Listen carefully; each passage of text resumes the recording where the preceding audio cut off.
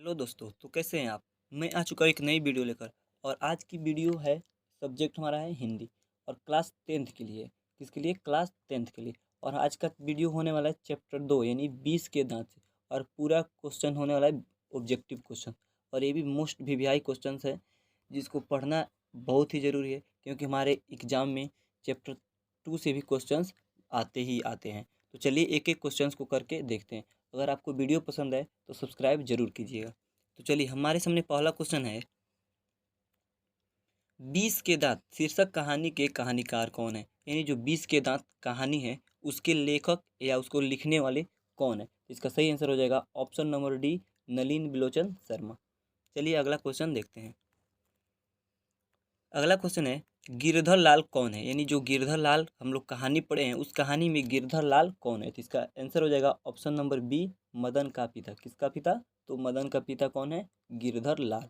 चलिए अब अगला क्वेश्चन देखते हैं। हमारे सामने अगला क्वेश्चन है, मदन ने कासू के कितने दांत तोड़ डाले। यानी जो मदन था, उसने कासू के कितने दांत तोड़े। इसका सही आंसर हो जाएगा ऑप्शन नंबर सी, यानी 2 दांत तोड़े। अगला क्वेश्चन है, नलिन बिलोचन शर्मा के माताजी का नाम क्या था। यानी जो नलिन बिलोचन शर्मा है, उनकी माताजी का नाम क्या था। तो सही इसका आंसर हो जाएगा option number C, Ratnavati Sharma. चलिए अब अगला क्वेश्चन देखते हैं। अगला क्वेश्चन आया हमारे सामने, नलिन बिलोचन शर्मा के कहानियों में किसके तत्व समग्रता से उभर कर आए। यानी जो नलिन बिलोचन शर्मा थे, उनकी अगर कहानी हम लोग जो पढ़े, उस कहानी में कैसे तत्व हमको दिखाने देखने को मिले। इसका सही आंसर हो जाएगा ऑप्शन नंबर बी, यानी मनोवैज्ञानिकता का। किसका? मनोवैज्ञानिकता का। चलिए अब अगला क्वेश्चन देखते हैं। अगला क्वेश्चन है, ये क्वेश्चन बहुत ही वीवीआई क्वेश्चन है, आप लोग इसको बहुत ही अच्छे तरीके से याद रखिएगा। अगला क्वेश्चन है, मोटर कार को किससे खतरा हो सकता था। यानी जो मोटर कार था, उसको किससे खतरा हो सकता था। इसका सही आंसर हो जाएगा ऑप्शन नंबर सी, यानी खोखा से उसको खतरा हो सकता था। अगला क्वेश्चन देखते हैं। अगला क्वेश्चन है, खोखा खोखी किस भाषा का शब्द है। खोखा खोखी किस भाषा का शब्द है। इसका सही आंसर हो जाएगा ऑप्शन नंबर सी, यानी बंगला भाषा का शब्द है। और आपको मैं अभी बता दूं कि खोखा खोखी जो है, ये किस भाषा का शब्द है, तो बंगला भाषा का। और खोखा खोखी का अर्थ क्या होता है, ये मैं आपको अभी बता देता हूँ। तो और खोखा खोखी का अर्थ होता है बच्चा और बच्ची। अब चलिए अगला क्वेश्चन देखते हैं। हमारे सामने अगला क्वेश्चन आया, ऐसे ही लड़के आगे चलकर गुंडे चोर डाकू बनते हैं। यह पंक्ति कहानी के किस पात्र ने कही। यानी हम लोग कहानी पढ़े हैं, उस कहानी में ऐसे ही लड़के आगे चलकर गुंडे चोर डाकू बनते हैं, यह जो बात किस व्यक्ति ने कहा है। इसका सही आंसर हो जाएगा ऑप्शन नंबर सी, यानी सेन साहब ने कहा है। तो चलिए अब अगला क्वेश्चन देखते हैं। हमारे सामने अगला क्वेश्चन है, खोखा खोखी का अर्थ है। यानी जो खोखा खोखी है, उसका अर्थ क्या होता है। इसका आंसर हो जाएगा ऑप्शन नंबर ए, बच्चा और बच्ची। और इस क्वेश्चन को मैं आपको पहले ही बता दिया हूँ कि इसका अर्थ क्या होता है और किस भाषा का शब्द है, तो बंगला भाषा का शब्द है। चलिए अब अगला क्वेश्चन देखते हैं। हमारे सामने अगला क्वेश्चन है, खोखा का नाम क्या था। खोखा का नाम क्या था या खोखा का नाम क्या है। इसका सही आंसर हो जाएगा ऑप्शन नंबर सी, यानी कासू। क्या नाम था उसका? कासू नाम था। तो दोस्तों, अगर वीडियो आपको यहाँ तक पसंद आई हो तो प्लीज़ सब्सक्राइब जरूर करें। अब देखते हैं अगला क्वेश्चन, 20 के दांत कैसी कहानी। यानी जो 20 के दांत है, यह कैसी कहानी है। इसका सही आंसर हो जाएगा ऑप्शन नंबर डी, यानी मनोवैज्ञानिक कहानी है। अगला क्वेश्चन देखते हैं। हमारे सामने अगला क्वेश्चन है, सेन साहब अपने पुत्र को बनाना चाहते थे। यानी जो सेन साहब थे, अपने पुत्र को क्या बनाना चाहते थे। तो हम लोग पाठ पढ़े हैं, उसमें यह बताया गया है कि सेन साहब अपने पुत्र को बिजनेसमैन या इंजीनियर बनाना चाहते हैं। इसलिए इसका ऑप्शन ए, यानी बिजनेसमैन या इंजीनियर सही है। चलिए अब अगला क्वेश्चन देखते हैं। देखिए हमारे सामने अगला क्वेश्चन आया है, मदन अक्सर किसके हाथों से पीटता था। यानी जो मदन था, वो अक्सर किसके हाथों से पीटता था। तो इसका सही आंसर हो जाएगा ऑप्शन नंबर डी, यानी पिता के हाथों से अक्सर वो पिटाई खाता रहता था। चलिए अब अगला क्वेश्चन देखते हैं। अगला है, नलिन बिलोचन शर्मा के पिता का नाम क्या थे। यानी जो नलिन बिलोचन शर्मा थे, उनके पिताजी का नाम क्या था। इसका सही आंसर हो जाएगा ऑप्शन नंबर ए, यानी पंडित रामावतार शर्मा। देखिए इनके पिताजी का नाम हो गया पंडित रामावतार शर्मा, और माताजी का नाम क्या था? रत्नावती शर्मा। रत्नावती शर्मा। तो आपको घबराना नहीं है, याद रखना है पिताजी का नाम रामावतार शर्मा और माताजी का नाम रत्नावती शर्मा। चलिए अब अगला क्वेश्चन देखते हैं। हमारे सामने अगला क्वेश्चन है, सेन साहब ने किसे खूब फटकार लगी, यानी जो सेन साहब थे उन्होंने किसको खूब फटकार लगी या किसको बहुत ज़्यादा उन्होंने बोला। तो इसका सही आंसर हो जाएगा ऑप्शन नंबर ए, यानी गिरधर लाल को, यानी गिरधर लाल को उन्होंने क्या किया, फटकार लगाया। चलिए अब अगला क्वेश्चन देखते हैं।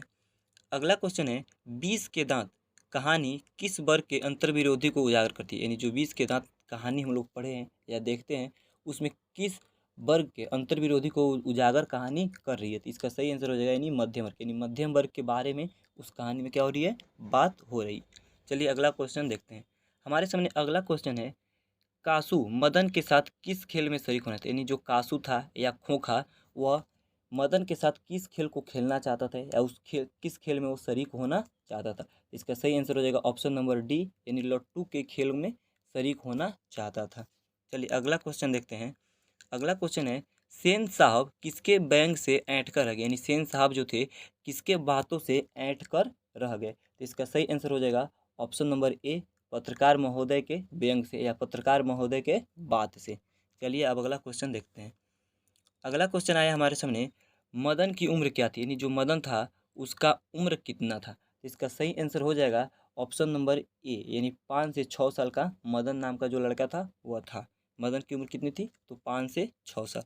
चलिए अगला क्वेश्चन हमारे सामने आया है मदन किसका पुत्र था, यानी जो मदन नाम का लड़का था वह किसका पुत्र था। तो इसका सही आंसर हो जाएगा ऑप्शन नंबर बी, यानी गिरधर लाल का पुत्र था या गिरधर का पुत्र था। दोस्तों अगर वीडियो आप यहाँ तक देख लिए, अगर वीडियो आपको पसंद आ रही हो तो लाइक भी कर लीजिएगा। चलिए अब अगला क्वेश्चन देखते हैं। अगला क्वेश्चन है नलिन बिलोचन शर्मा पटना विश्वविद्यालय के हिंदी विभाग के अध्यक्ष कब बने, यानी जो नलिन बिलोचन शर्मा थे वो पटना विश्वविद्यालय के हिंदी विभाग के अध्यक्ष किस सन में बने या कब बने। तो इसका सही आंसर हो जाएगा ऑप्शन नंबर डी, यानी सन 1959 ईस्वी में। 1959 ईस्वी में पटना हिंदी विभाग के क्या बने, अध्यक्ष बने। अगला देखते हैं नलिन बिलोचन शर्मा का जन्म कब हुआ, यानी जो नलिन बिलोचन शर्मा थे उनका जन्म कब हुआ। तो इसका सही आंसर हो जाएगा ऑप्शन नंबर बी, यानी 18 फरवरी 1916 ईस्वी को। तो देखिए आपको याद रखना है इनका जन्म बहुत ही महत्वपूर्ण है कि उनका जन्म कब हुआ था, 18 फरवरी 1916 ईस्वी को। चलिए अगला क्वेश्चन देखते हैं। नलिन बिलोचन शर्मा की मृत्यु कब हुई, नलिन बिलोचन शर्मा की मृत्यु कब हुई। तो इसका सही आंसर हो जाएगा ऑप्शन नंबर ए, यानी 12 सितंबर 1961 ईस्वी को। कब, 12 सितंबर 1961 ईस्वी। आपको याद रखना है इनका जन्म और मृत्यु, ठीक है। चलिए अगला क्वेश्चन देखते हैं। देखिए अब हमारे सामने अगला क्वेश्चन आया है नलिन बिलोचन शर्मा का जन्म कहाँ हुआ, यानी जो उनका जन्म कहाँ हुआ था। तो इसका सही आंसर हो जाएगा ऑप्शन नंबर सी, यानी बदरघाट पटना में। कहाँ पे, बदरघाट पटना में। यानी जो नलिन बिलोचन शर्मा थे इनका जन्म कहाँ हुआ था, बदरघाट पटना में। चलिए अगला क्वेश्चन देखते हैं। अब देखिए हमारे सामने क्वेश्चन है दृष्टिकोण किसकी रचना है। अब देखिए बहुत ही वीवीआई क्वेश्चन है, क्या है, बहुत ही वीवीआई क्वेश्चन है क्योंकि ये क्वेश्चन बहुत बार पूछ चुका है कि दृष्टिकोण किसकी रचना है। इसका सही आंसर हो जाएगा ऑप्शन नंबर बी, यानी नलिन बिलोचन शर्मा की यह क्या है, रचना है। लड़कियां क्या हैं, कठपुतलियां हैं, किसे इस बात पर गर्व था, यानी लड़कियां क्या हैं तो कठपुतलियां हैं और किसको इस बात पर गर्व था। तो इसका सही आंसर हो जाएगा ऑप्शन नंबर डी, यानी माता और पिता को। तो चलिए अगला क्वेश्चन देखते हैं। अगला क्वेश्चन है कौओं की जमात में शामिल होने के लिए कौन ललक गया, यानी कौओं की जमात में शामिल होने के लिए कौन ललक गया। तो इसका सही आंसर हो जाएगा ऑप्शन नंबर बी, यानी हंस। कौन ललक गया, हंस ललक गया। चलिए अब अगला क्वेश्चन देखते हैं। किसके अनुसार सेनों ने सिद्धांतों को भी बदल दिया, यानी किसके अनुसार जो सेन साहब थे या सेन साहब के परिवार था उसने अपने सिद्धांतों को क्या कर दिया, बदल लिया। इसका सही आंसर हो जाएगा ऑप्शन नंबर बी, यानी खोखा के अनुसार उन्होंने क्या की, अपने सारे नियमों को भी बदल डाले। चलिए अब अगला क्वेश्चन देखते हैं। हमारे सामने अगला क्वेश्चन है सेन साहब की कितनी लड़कियां थी, यानी जो सेन साहब थे उनकी कितनी लड़कियां थी। तो इसका सही आंसर हो जाएगा ऑप्शन नंबर सी, यानी 5 लड़कियां थी, यानी 5 लड़कियां थी। तो आपको याद रखना है कि सेन साहब की कितनी लड़कियां थी, तो 5 लड़कियां थी। अब देखिए हमारे सामने अगला क्वेश्चन आया है कि सेन सोफर का अर्थ है, यानी जो सोफर शब्द है उसका अर्थ क्या होता है। इसका सही आंसर हो जाएगा ऑप्शन नंबर डी, यानी ड्राइवर। क्या होता है सोफर का अर्थ, ड्राइवर। और ये भी क्वेश्चन बहुत ही क्या है, इंपॉर्टेंट है क्योंकि सोफर मतलब होता है ड्राइवर। और ये क्वेश्चन आपको बोर्ड एग्जाम में पूछ सकता है।